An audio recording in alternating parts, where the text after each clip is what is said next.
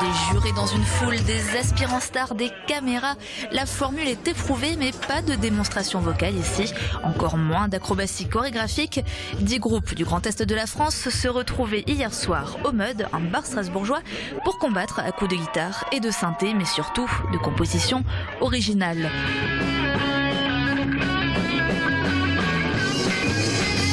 L'enjeu, remporter les Inrock Lab, un concours porté par le magazine culturel parisien Les Inrock depuis 10 ans. On part à la rencontre de la nouvelle scène française et on s'est dit qu'on allait, plutôt que attendre que les groupes viennent jouer à Paris, on allait partir chez eux pour aller les entendre jouer. Et en fait, ça nous permet d'échanger avec les groupes, de reconnaître un petit peu les scènes suivant les villes, et on voit bien qu'il y a des choses très très différentes d'une ville à l'autre. C'est-à-dire, par exemple, ce qu'on a découvert à Nantes n'a rien à voir avec ce qu'on a découvert ce soir à Strasbourg.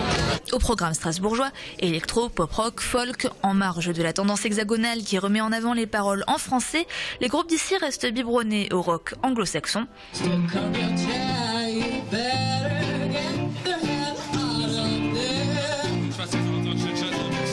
De chansons pour séduire et se démarquer parmi les 10 groupes affichant tous déjà une solide expérience, faite de scènes et de premières démos. Les places sont chères. En vrai passionné, les musiciens aspirent avant tout à passer un bon moment, mais se laissent rêver à une vraie carrière. Je pense que nous pouvons être le talent de demain. Pourquoi ? Parce qu'on fait de la musique sympa et on prend plaisir à la faire partager. Et c'est l'occasion aussi surtout de se faire connaître par d'autres gens en dehors de Strasbourg. Il y a des professionnels qui sont là et voilà, il faut donner tout ce qu'on a. La tremplin, ça donne envie de décoller un peu quand même. Ça permet d'ouvrir des portes. Après, il y a d'autres gens qui prennent d'autres chemins. C'est pas une fin en soi, ce concours-là pour nous non plus. Si ça réussit pas, on continuera. Si on pouvait un jour en vivre, ce serait vraiment génial. Oui, c'est un rêve et on va tout faire pour y accéder. Je trouve ça bien qu'ils aillent dans la région pour chercher des groupes, que ce ne soit pas forcément un but de venir. Je trouve ça des extrêmement intéressant.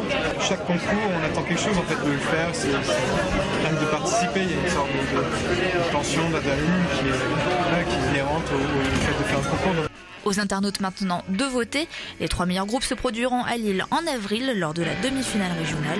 Le vainqueur représentera le Nord-Est lors de la grande finale nationale en septembre.